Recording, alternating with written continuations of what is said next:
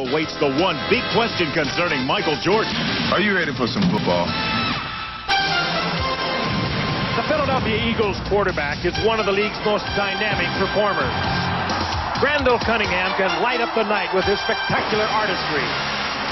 But with the show come the dangerous blows. A second season-ending injury in the last 3 years made Randall wonder if it was all worth it. The reason I came back to play is because I didn't want to let my teammates down. You know, those guys are out there working hard. When I was sitting in the tunnel against the Jets after I had broken my leg, Eric Allen picked off a pass and ran it all the way back to touchdown, and he handed me the ball. And right there, he said, "Hey, we're going to pull this one out, man. I love you." And it went off, and I said to myself, I can't let my friends down. So now he is back, and he's ready to fly with his signature reckless abandon. See, there's a rule that I live by. When you get to the 5, you have to dive. When you get to the 4, you've got to score. When you get to the 3, it's up to me. When you get to the 2, you know what to do. When you get to the 1, the job should be done. It's showtime for Randall Cunningham as the Chicago Bears face the Philadelphia Eagles on ABC's Monday Night Football.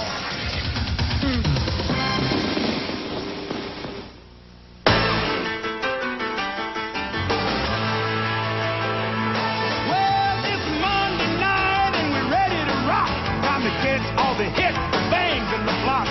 It's a Super Bowl season, driving in for a year. ABC's big party the 25th year. We gotta get ready, we gotta get right, 'cause the Bears and the Eagles are coming on tonight. So get ready. I mean, get ready. Are you ready for some football? For Monday Night Party, we got Frank and kick-started. Lynn and the crew's all set. The crowd is tight, 'cause all my rowdy friends are back for Monday night. A familiar skyline, Philadelphia, Pennsylvania, on a sparkling night here in Philadelphia. A perfect night for football. Temperature near 70 degrees, little or no wind. A capacity crowd anticipated at Veterans Stadium as the Philadelphia Eagles open their home schedule against the Chicago Bears. They do it on Monday night. Hello again, everyone. Frank Gifford with Al Michaels and Dan Deerdorf. Happy you're with us. We have a good one for you tonight. The Eagles, they lost their opener against the Giants 28-23, and like a lot of teams early in the season, particularly this year with the free agency, they have a lot of questions to be answered. But for the Eagles, the most compelling one surrounds their quarterback, Randall Cunningham, who is coming off a season-ending injury, his second in 3 years. Last year he missed 12 games, and the Eagles will need him if they're going to go back to the playoffs.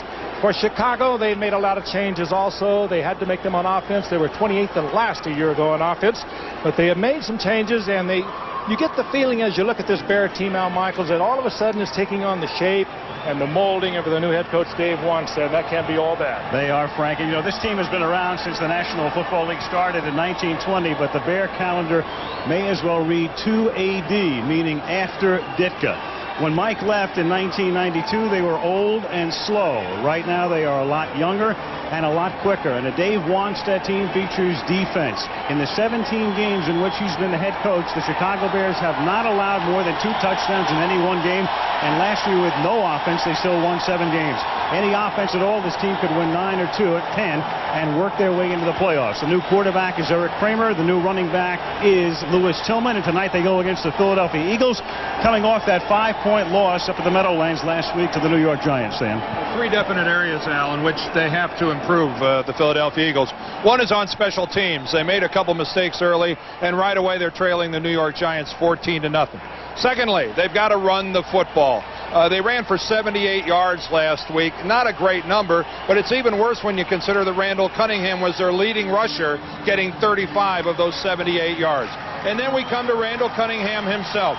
Even though he had almost 350 yards passing, he missed a lot of open receivers, and more importantly, when he was out of the pocket running with football, by Randall's own admission, he was running to not get hurt. If the Eagles are to go very far, Randall Cunningham, as hard as it is, has to put those thoughts out of his head. Randall Cunningham, heard on opening day in 91. Played the whole season in 92. Only a quarter of the year last year. Mitch Berger, the rookie from Colorado, who is their punter and kickoff man. He'll put it in the air. And back deep, Curtis Conway. And it's a boomer, and despite the 30-yard line and a 1-inch tee, that's 9 yards into the end zone. Last year, that would have been at least 4 yards out of the end zone. Maybe more with the higher tee. Here come the Chicago Bears, offensively led by Eric Kramer, who had been on and off the bench in Detroit for a number of seasons. Signed him to a lucrative contract in the offseason. Tillman comes over from the Giants. Hodge is the ex-Steeler. Graham and Conway, the wideouts. Gedney scored 2 TDs last week. Heck, the ex-Seahawk. Ports, Fontenot, Lewinberg, James Big Cat Williams, the former defensive tackle, now the offensive tackle. Kramer to the air, checks off, and the pass is dropped at the 22-yard line. He looked one way, went to a secondary receiver, but Tillman couldn't hold on, covered by William Thomas. The Eagle defense with Joyner gone and Simmons gone, Fuller, Harmon. The Fridge plays against his ex-mates, and Greg Townsend, the ex-Raider. Romanowski, the former 49er. Evans in the middle, and William Thomas becoming a big play man. McMillan and Allen on the corners. Eric, a Pro Bowler. Zordich, the ex-Cardinal. Jackson, the ex-Giant. So a lot of changes defensively for Philadelphia. A lot of changes offensively for the Bears. On 2nd and 10, Kramer again, fires, sideline, catch made. Curtis Conway taken down after a gain of 7. The tackle is made by Mark McMillan. It'll set up a 3rd down and 3.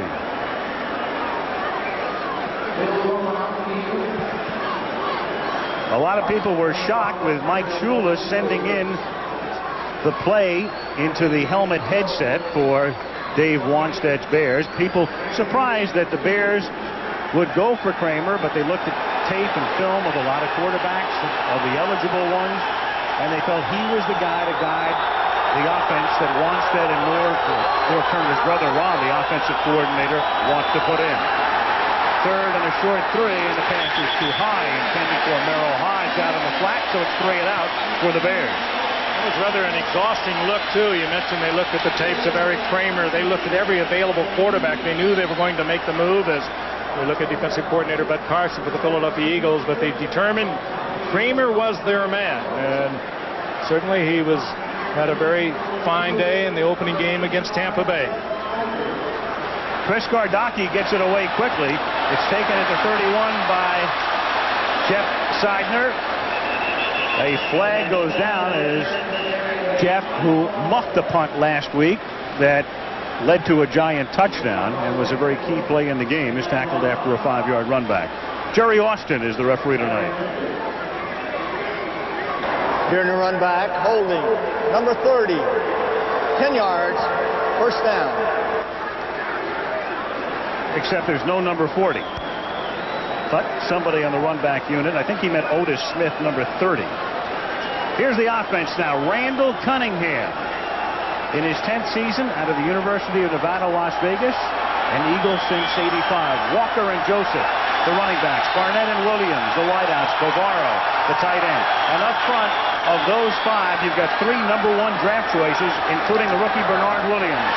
A blitz, and Herschel Walker on the ground picks up 1 up to the 26-yard line.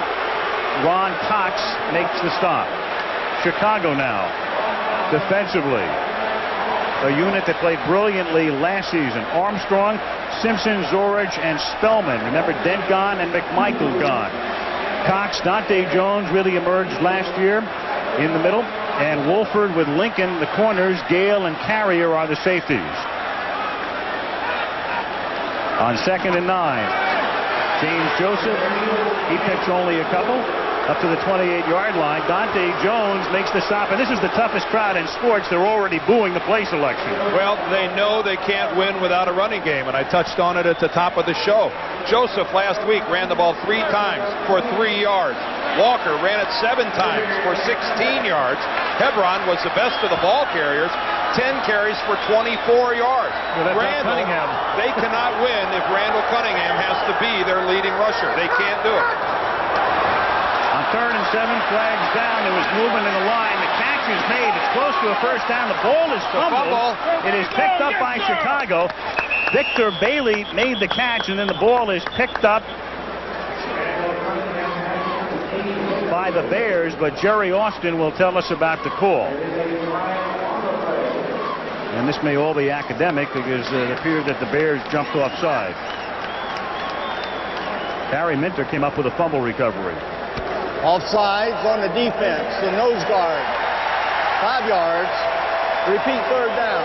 It was a 3rd and 7. That'll make it a 3rd down and 2. You could see number 96, Albert Fontenot, come across the line of scrimmage, and he definitely got too much body lean and got in there. Boy, what a costly penalty, because this was clearly a fumble. Victor Bailey had the ball knocked loose. Donnell Wolford came in there, jarred the ball loose, and a very, very big break for Philadelphia early. On 3rd and 2, Cunningham to the air, under pressure, steps up, throws to nobody. The closest receiver was Victor Bailey. Well, that could have been intended for James Joseph. But you're right, Al. Randall opens up pretty much where he left off last week, and he was very erratic in picking out his receivers. Let's take a look at Trace Armstrong, the leading sacker for the Bears a year ago. And doing a pretty good job is Broderick Thompson on Armstrong. Armstrong was the leading sacker of the Bears last year, and he's gone from the kid on the block to the elder statesman. Mitch Berger's punt is fair caught by Tom Waddle at the 23-yard line. So each team 3 and out, 2 minutes and 37 seconds into the game in Philadelphia. Veterans Stadium in Philadelphia. We're celebrating our 25th anniversary, and so is this facility, home of the Eagles and the late great Phillies, I guess, huh? The way it looks in terms of the resumption of the baseball season. Seems hard to imagine, but looks like the end is near. Chicago has it at the 23-yard line. 1st and 10, no score, 12:23 remaining in the opening quarter.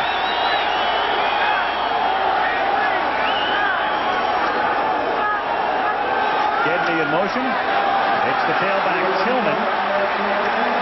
He picks up about 4. Funny thing about Tillman, as he backed up Rodney Hampton in New York, and Hampton is now out for about 2 or 3 weeks with a kidney problem. ABC's Monday Night Football is being brought to you by Budweiser.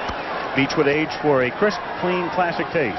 Lay's potato chips, bet you can't eat just one. American Airlines, something special in the air. And the all-new Ford Windstar, the future of minivans, begins today.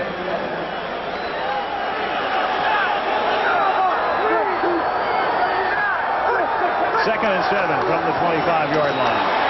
Tillman again up to the 30-yard line. He's tackled by William Thomas. It'll be 3rd down and about 3. Tillman, of course, an unrestricted free agent coming here after filling in real well for Rodney Hampton with the Giants a year ago. Got a lot of people's attention. He's been around for a while with the Giants, 5 years, and all of a sudden the Bears needed someone to replace the retiring Neil Armstrong, and they picked up Lewis Tillman. But his best game of his career was against these Eagles a year ago this coming October when he gained 169 yards. 3rd and a short 3 from the 30. On a draw, Merrill Hodge, and there's the game's initial first down. He takes it up to the 37-yard line, so they have a new quarterback, new top running back, new fullback as well. And a revamped offensive line as well. One of the big problems with the Bears, I always thought, was that they were undersized. They weren't a big physical team on the line of scrimmage. Now with the addition of Andy Heck at left tackle, who's a 300-pounder, Big Cat Williams on the right side there, number 71, is 330. Lundberg at 290, Bortz in there at 290. It's a much more physical Chicago Bear offensive line than in the last several years. Hodge in motion. Kramer over the middle. He got great protection, and Jeff Graham, another newcomer. He, like Hodge, a former Steeler, tackled by Romanowski and Zordich, up at the 50 and a first down. If there is a big question mark with the Bears, it still has to be about their wide receivers. Jeff Graham came over from the Pittsburgh Steelers. He was fairly successful there in his first 3 years. Has the size, has the potential, but he has not realized that potential certainly yet. On the other side is Curtis Conway, a first-round draft pick from a year ago. The leading receiver, Tom Waddle, of a year ago.